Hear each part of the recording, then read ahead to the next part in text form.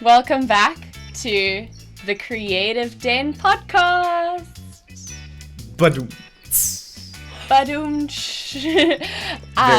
We are your hosts, BarefeetnHats. My name is Bronwyn. And I'm Ben.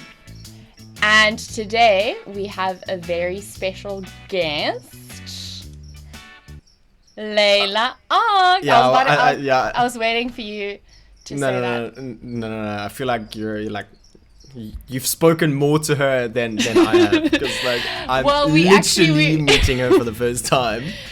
Well, both of us are meeting her for the first time right now. So yeah, but you've chatted to her a couple of times, and I've never ever, apart from the vocal sample that she sent, heard her voice speak. I've been on the phone with her for once. Yeah, exactly. So you do the intro for her then. Okay, well, Layla has been a part of our most recent release, It's been released, Song but release. It's one of, that's the English. And we're just going to chat to her about Sound of Silence and the process and all of that jazz. So let me just... Yeah, get her in here. Admit.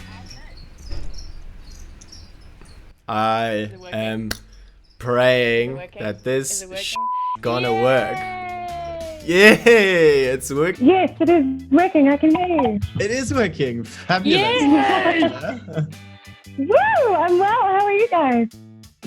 Oh, fantastic. I can't believe we're seeing your face right now. I know, it's so weird.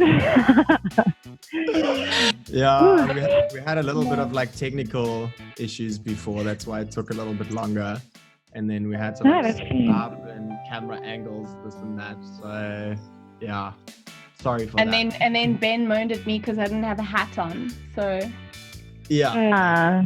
I did. Come on. Come on, Brian. How are you there? How's your day been? What have you been up to? Oh, my day's been good. I started off, I went for a walk this morning and then kind of just missioned around with my mom because she was determined to bake cookies today. So we had to go all over the place to find the specific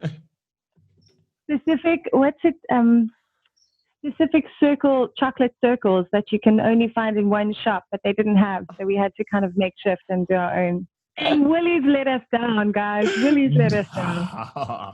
Okay, well, at least you got to spend the day outside. I mean, the lockdown's been heavy, so I'm guessing it's quite nice to actually be able to stroll and roam a little bit. Yeah, and we were supposed to have rain, so thankfully we had the sunniest day ever and such warm conditions, 28 degrees. I mean, it was quite warm today. I don't understand. Nice. Are we in the same country right now? I'm in Cape Town and it's freezing cold. I've got a polar neck on. No, I honestly think that the bad weather skips play. I literally think it jumps over us and then hits George and then hits PE and then Cape Town and we'd completely get skipped. Well, speaking of Plet, tell us where you're from, because I mean, Ben and I hardly know anything about you besides the fact that you can sing, and literally that is the only thing we know about you. So where do you come from? You know, who birthed you? No, I'm kidding. Who birthed me? Karen, my mom, Karen. Okay, so really cool. Yeah, I'm originally from Durban. I was born in Durban. I grew up in Durban. I went to school there and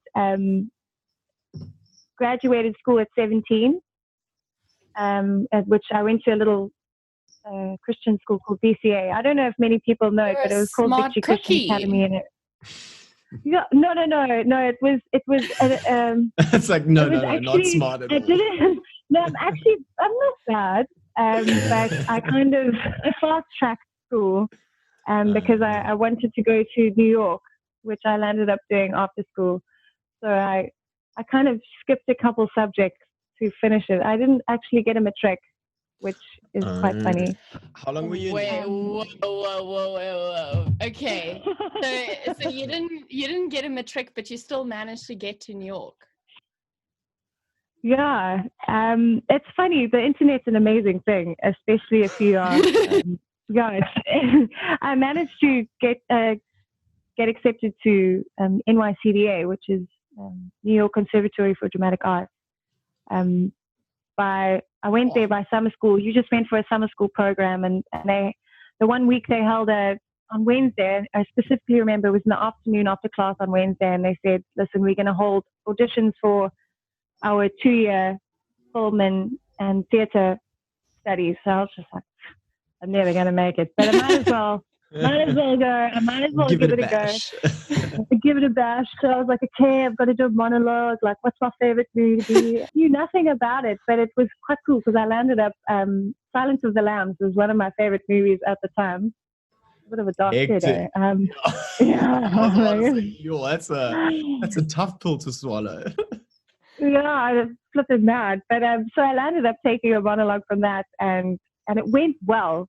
But I only think it was because the audition teacher was just like, I love Silence of the Lambs. And I'm like, wow, I love it. Welcome to my world. I landed up having this big discussion. And honestly, I had no idea that I would be accepted. And about a week later, just before I was on my way back to South Africa, they just said, listen, we want you back. If you could come back how long were you there in New York then? I was in New York for about people are going to just, my mom's going to be like, it wasn't a year, but it was pretty much a year. No, it was about. It felt like a year to you, my dear. It felt, yeah. But yeah, it was about 8 months. I did my first semester and then my second semester and then came home. But yeah, it was. New York is just. I think it was Dunkin' Donuts in every corner. But surely that wasn't like your first touch point to like this whole creative industry going to that school, was it? No. So I obviously skipped quite a lot of my adolescence. So I did. I just finished school and then I became a human being. So I used to do these small singing competitions. So they started. I know. I tend to get the giggles quite a lot. So just continue. Just That's don't fine. mind me. Good. I'm nervous, so I'm babbling. No, don't be nervous. I'm still very curious to hear about what you were saying just now. There's so much to learn. Okay. Yeah, I know. As well. So I used to do like little singing competitions when I was a lot younger, but like very, very small things. And I actually had a schoolmate of mine who was an incredibly talented singer, and she actually went over to America to do a singing competition when she was 14, and her name is Tyler Carney, and she was honestly the most incredible singer that I'd ever heard. And she was probably she inspired me completely to kind of get into it and sing more. So I used to do a little couple competitions here and there, and eventually I started like singing training with a Crawford College singing teacher who taught me opera, and that's kind of where I started to fall in love with singing and the technicalities of it. And I started to do Trinity College and all those opera classes, and I would do symphonies and plays, and I think from then singing kind of became, it wasn't something that it just became like my life. I was obsessed with it. I loved MG, training. It became like my life. No, I mean, music is such another a South African thing. I don't know. I mean, anybody can describe music as it's something that shapes you. I mean, growing up, music was. My parents are so romantic with music. I mean, my dad he has the touch for different artists, and to this day is just honestly one of my musical idols, because he always introduces me to new things. And I think with that music in the house as a child, it's like.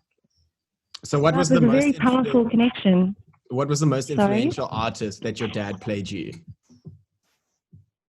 Like what's like I mean, clearly this is like life and death question. No, but like, is there one artist that you can think of that really, I don't know, like got you excited when your dad put that song on, for example? My dad was more of the dancer. He would dance. He would do the moves. Okay. And I would do it. My mom was a singer as well. Actually, my mom, she is a singer too. Jesus, you should have her on here. But, yeah, but there's so much to tell you. There's so much to tell you, Mom. Okay, wait. So you went to New York. You went to New York for drama, not singing. Yeah. And when I was from about grade 6 to grade 10, singing was, I used to do it all the time. Wherever, if I moved schools or whatever, I would always find a singing teacher. So I moved like 3 different schools in Durban. And so it was always something that I did. I never really played piano. I just used to do vocals and write some songs here and there. But you were asking about the 2 songs that the 2 artists that my dad. Oh yeah, just disclaimer, we tend to get very distracted and very sidetracked. So if we don't stay on the same path, it doesn't matter. Just go with it. The 2 ones that I think speak to me now, there's thousands of them, but Bryan Adams and Michael Franks. Michael Franks. Michael Franks. Oh, okay. I'll send you some songs. I was about to say, I feel like very jazzy. I clearly missed out on like something cultural here. You know what? Actually, I lie. The biggest influence musically was Disney for me. Hands down. Oh yes. Hands down. Yes. 100%. No. The movie though. I mean, how do you choose a Disney film? I can't choose a Disney film. What do you mean? Okay, you can choose Disney, Marvel, Pixar. I think that's and that's a completely another genre. No, but all those 4 I think belong to Walt Disney. So if you said Pirates of the Caribbean was my favorite of all time movie, that's still a Walt Disney movie. So it doesn't have to be like cartoon Walt Disney. Even Avatar is partly produced. I feel like everything is owned by Disney, so you can never go wrong. Yeah. Well, all like these like super bomborious movies, like huge movies with like orchestras playing the music for it and stuff. That's usually Disney because they have. Yeah, was Prince of Egypt Disney? Yes. Oh, that's really old badass. school. That was I don't think I've even watched that. With Val Kilmer as Moses. Yes. Wait. I want me some Moses. Okay, so that is like your favorite Walt Disney movie of all time. Probably not my stuff. I have so many. I like so many of them. Jeepers. Okay, give me 5. 5. Okay. Oh. Go, and 10. No, I'm kidding. Mulan. I like Mulan. I'm going cartoon here. That's I don't know who else produced like realistic Disney films. I'm trying to think now. As soon as you get asked, everything leaves your brain. Okay, how's this? Have you seen WALL-E? Oh no, don't go there. I will cry. Have you not seen WALL-E? It's so sad. It's the most depressing movie ever. It is the best movie ever made by Disney and Pixar, and it's so highly underrated. Because not a lot of people actually know about it. Yeah, it was insane. I mean, if you think about it, the entire movie, all that they said in terms of vocals was Eva and WALL-E. And that's it. And then maybe the humans were speaking, but still, like the emotions were still sort of like transparent to everyone. Everyone knew what was going on, which I think was like a phenomenal piece of art because afterwards it actually made you feel very conscious about your life, and maybe some people then didn't just throw the trash on the road but actually like put it in the bin, sort of. I don't know. It also it's a sense of consciousness. I think you have to just constantly be conscious of those things, and if it's not part of your daily routine, and if it's not something that you digest mentally, it's not going to be something that you focus on. So I mean, that does make sense. Okay, let's bring it back to singing. I can't even remember where we were at with your life story. Do you want singing to be your career? Good question. Yes, but all your questions are really hard to answer. I'm just saying. That was a good question, though. Would you see yourself like full time in the music industry? I think I easily could. It's definitely something that I've always longed to do. But it's funny because I've never really been, as much as I'd love to perform for people live, I've never really been someone to promote myself. I don't really, I maybe do some videos on Facebook with my phone and post them, but I never in a million years thought it would progress from that. I didn't, so I love, like, as we all know, music is everything, but why do you think that is? Making it your... That you have that like sort of block to promote yourself? Because I mean, us, like Bron and myself, looking at what you did, obviously we fell in love with it like instantaneously and said, wow, like she can really sing. I mean, we were quite nervous because like we were like, okay, well, what if she's excited to do this collaboration, and what if there isn't, something there? And as soon as the first second played of the samples you sent us, we were like, yeah. Literally, I called Bron straight away and I was like, this is it. Like, nailed it. This is the girl we've been looking for.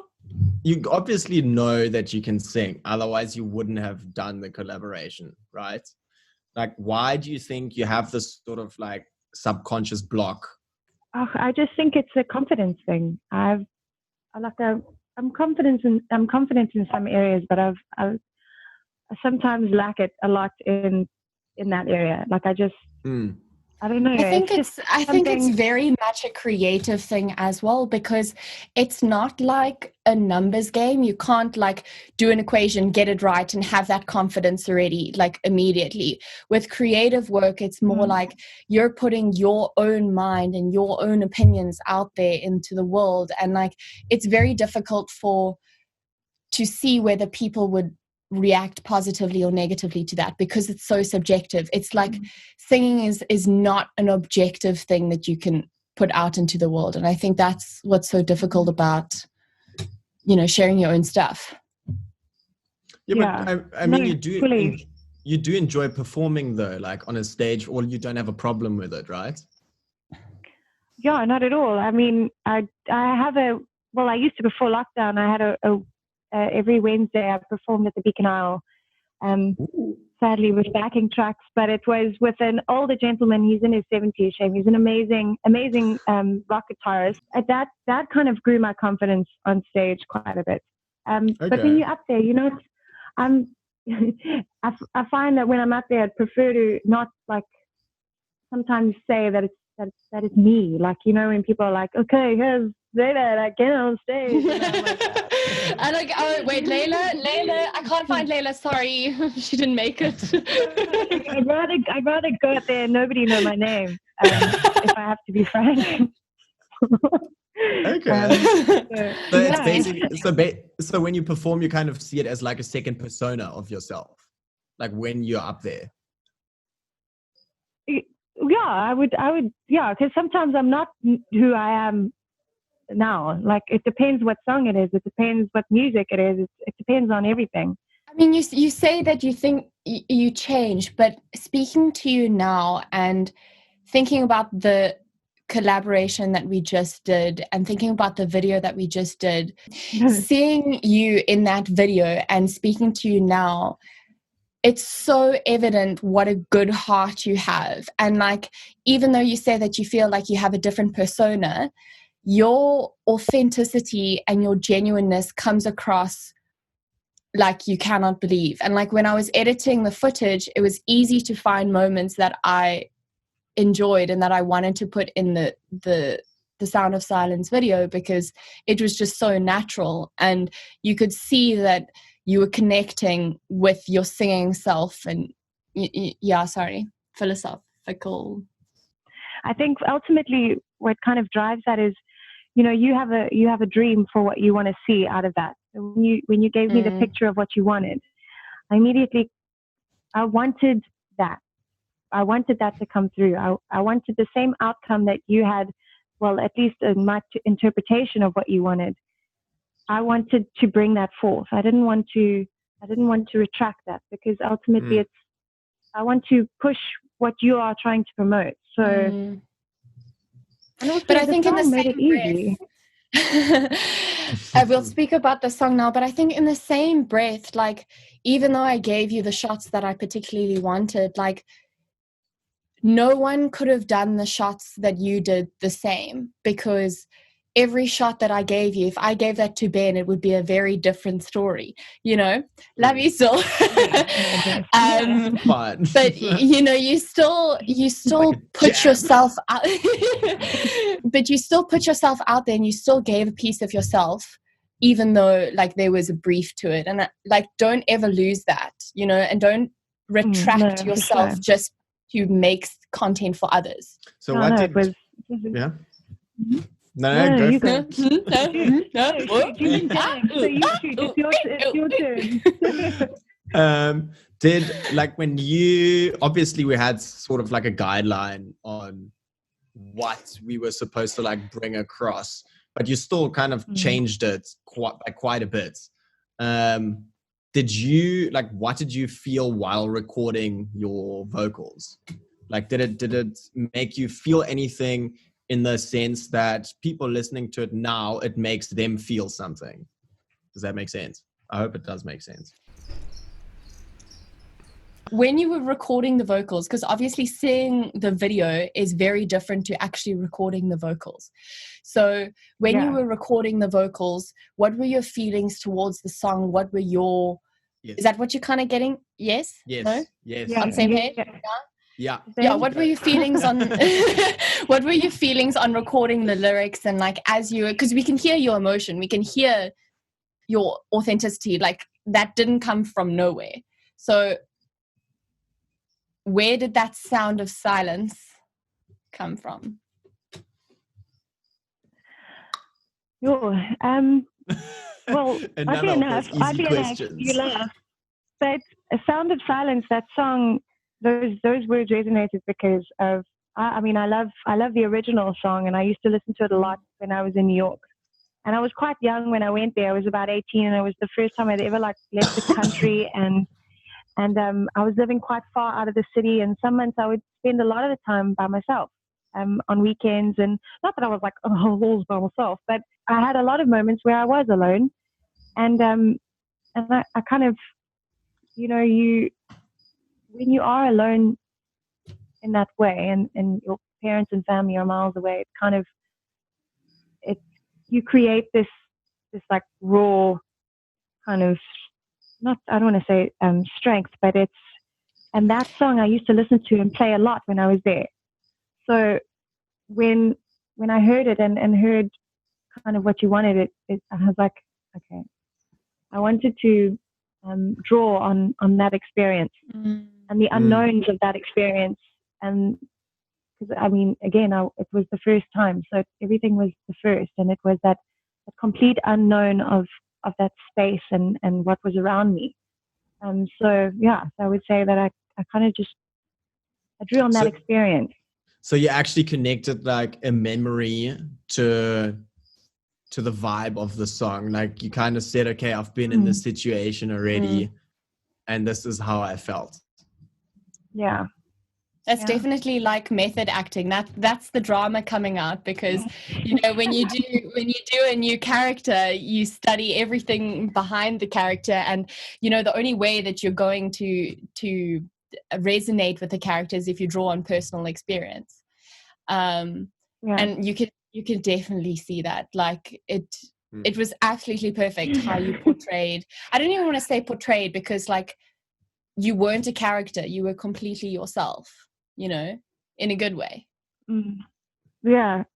Well, I'm so glad, because you guys have made it so nice. I promise you, working with you has been so amazing, because you've given me a lot of confidence, especially when I've been through things and you guys are like, oh my gosh, awesome. Like, for me, I was shooting into space. I mean, I didn't know you guys at all, so I was shooting bricks. Can I say that on? It's fine. I was very scared. I was like, oh, this is the first big thing that I've done. So obviously singing is more of a side thing at the moment. So what do you do? Obviously, like before this whole lockdown thing, like what was your old normal life? You know? Well, I worked a couple odd jobs, like as a waitress here and there, and then my dad was generous enough to hire me as his TA and procurement manager. So I kind of help him out. I've got a title. I've got an email signature now, guys. Oh, when you get an email signature, that's when you know you're purely professional. You've made it. Yes, email us. Email us. That's so cool. That is amazing. My cheeks are hurting. Here's a tester, so much right? Smiling. If your dad said, okay, I want you to basically take over the company and you get at the same time like a record deal or something. Whoa. I'm going to answer this the best way I can. But I am a woman then, so I have the ability to multitask. And I'll just divide and conquer.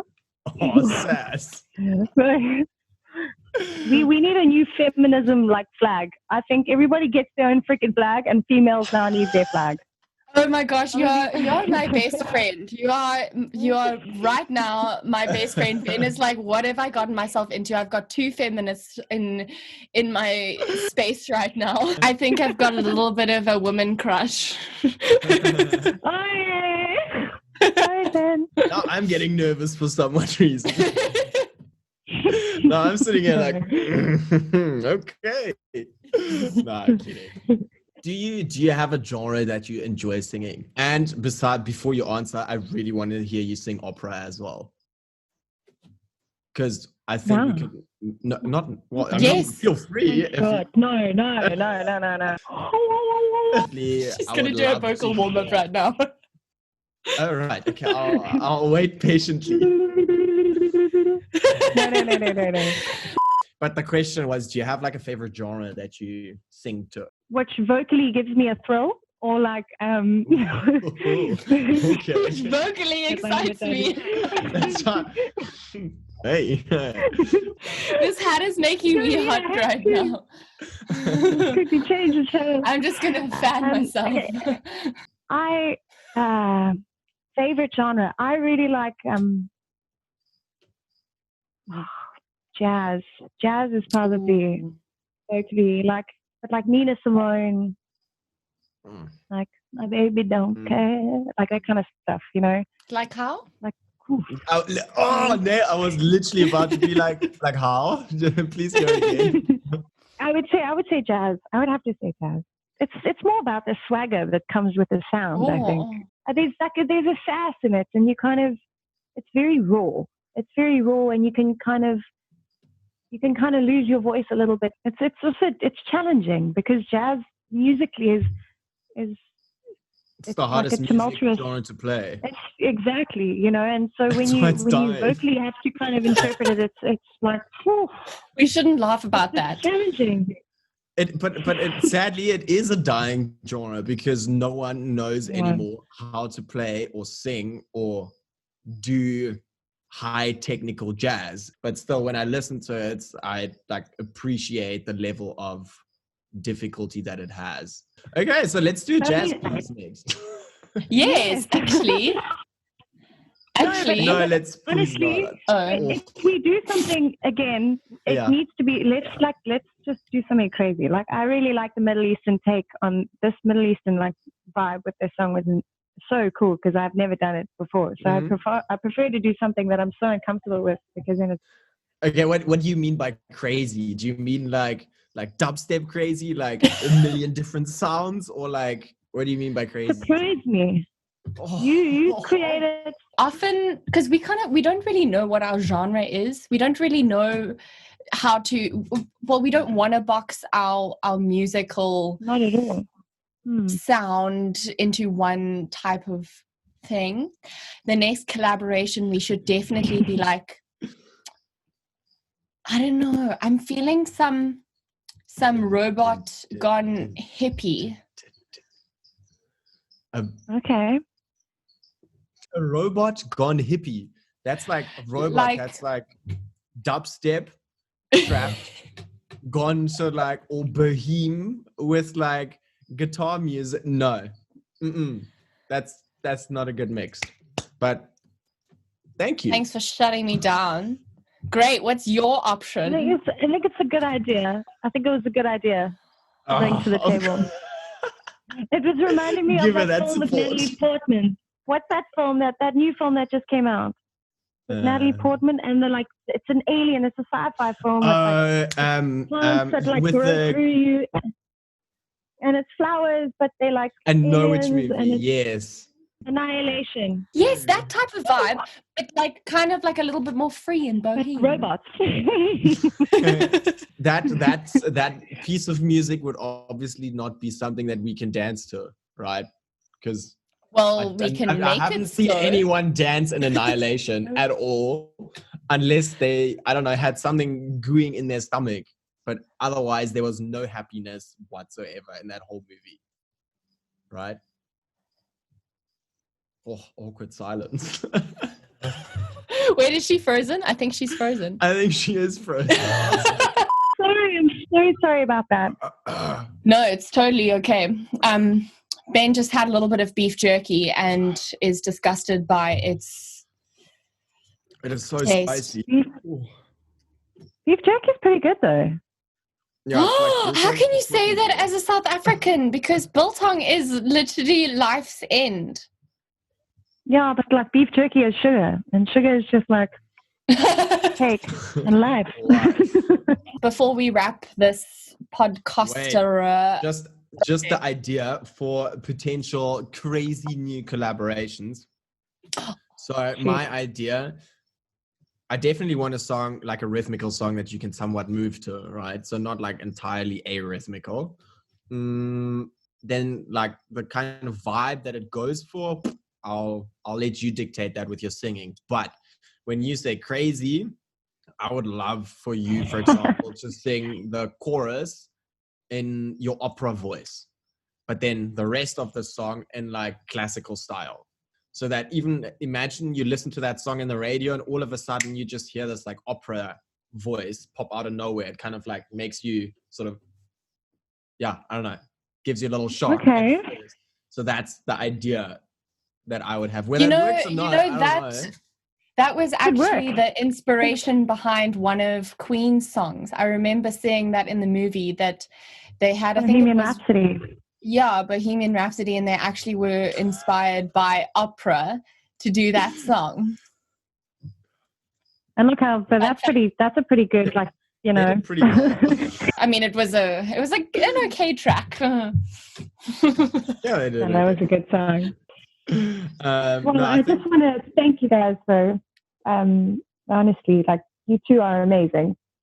And thank you. Working with you has been so incredible because you are always on it. You're always super kind, and I'm so thankful. And obviously extremely talented, because nothing that wouldn't have been produced if you weren't so. And my dad had watched it, and he just said it's a work of art.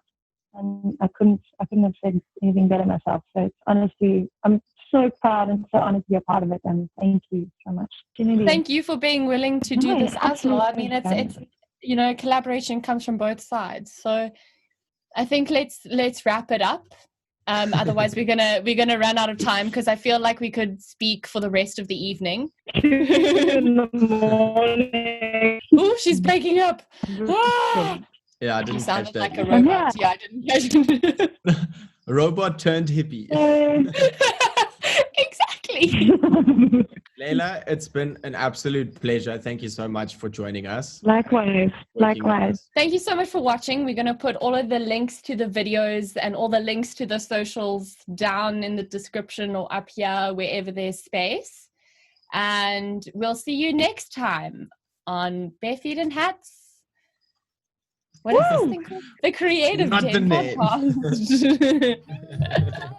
Oh, God.